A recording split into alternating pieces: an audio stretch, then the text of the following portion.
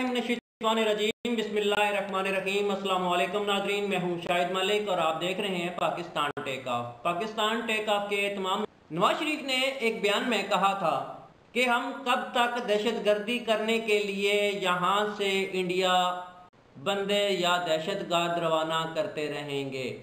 उसका एग्जैक्ट बयान नहीं है, लेकिन कुछ इसी तरह का उसका मकसद था।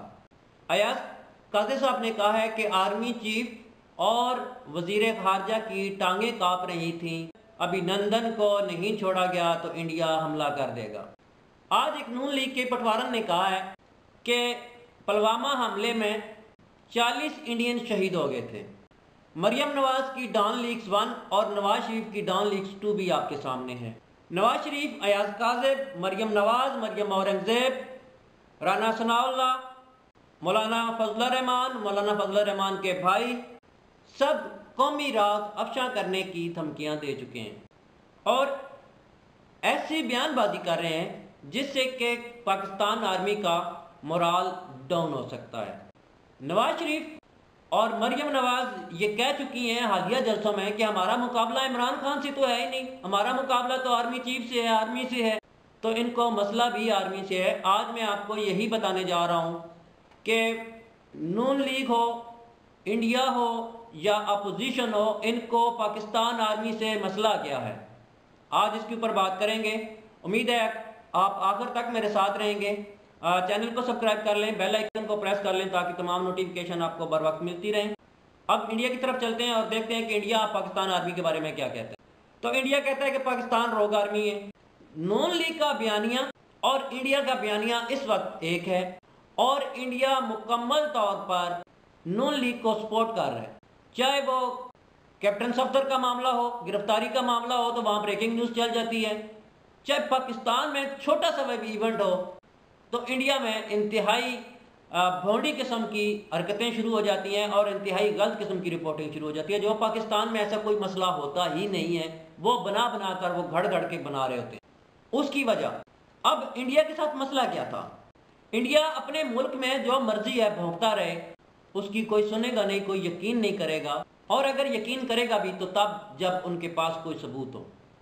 पाकिस्तान में इलाकी पसंदों को सपोर्ट इसलिए करता है कि पाकिस्तान को मसरूफ़ रखा जाए, पाकिस्तान को हिलने जुलने न दिया जाए।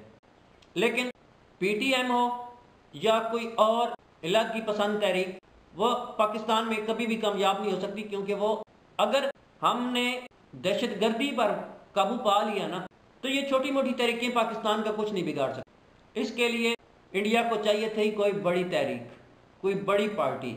और आपने इससे पहले ये भी देखा होगा कि अमेरिका हमेशा पाकिस्तान को कहता था do more do more do more.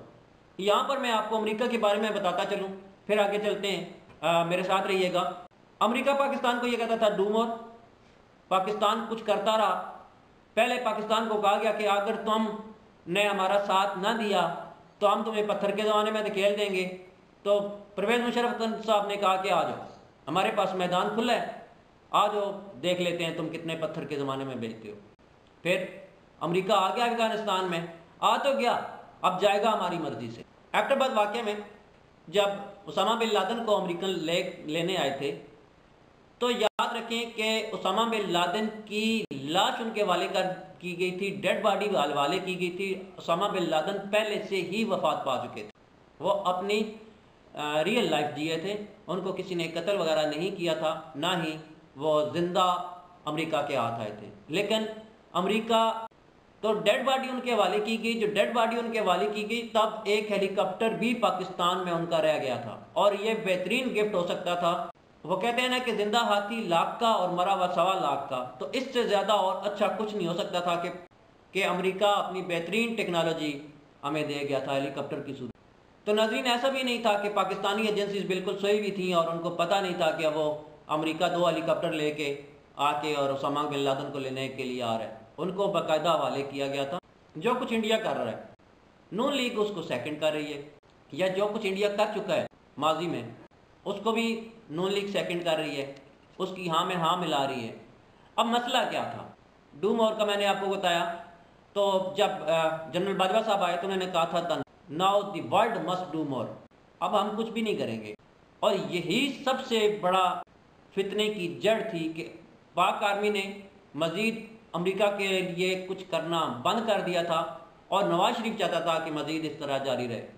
तो मैंने आपको पहले कहा था कि डॉन लीक्स 1 आ गई पाकिस्तान आर्मी को बदनाम करने के लिए, जो कि नाकाम रही। अब ये तवातर के साथ ऐसे बयानात आते रहेंगे और ये दिन गड़ंजा चलती रहेगी। एक बात नून लीग ये कान खोल के सुन ले कि जब अफगानिस्तान में 20 साल के बाद भी अमेरिका जीत नहीं सका तो नून लीग भी किसी सूरत जीत नहीं सकेगी।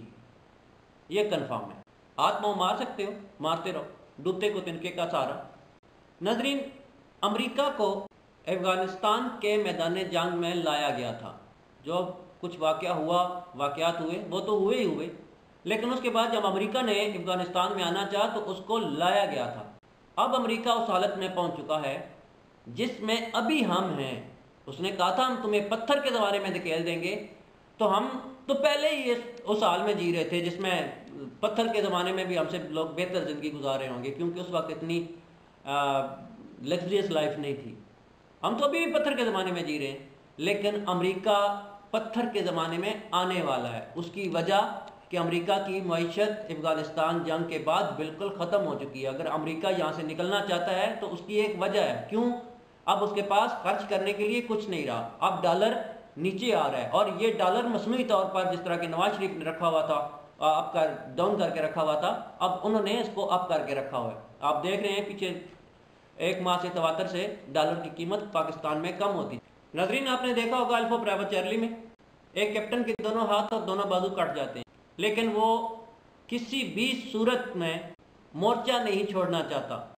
उसने अपना मोर्चा नहीं छोड़ा, दोनों बाजू और दोनों टांगें कटवा ली थी।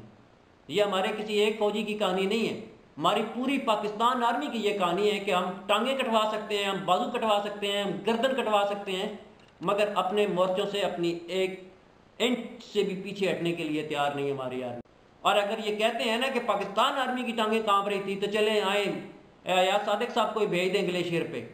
अगर 1 घंटा भी वहाँ गुजार लिया तो नवाज शरीफ चले जाएं, दें इनको बंदूक और चढ़े वो पहाड़ 18,000 फीट की बुलंदी पर, लग पता जाएगा टांगें किसकी कांपती हैं और किसके हाथ कांपते हैं, किसके पसीने छूटते हैं।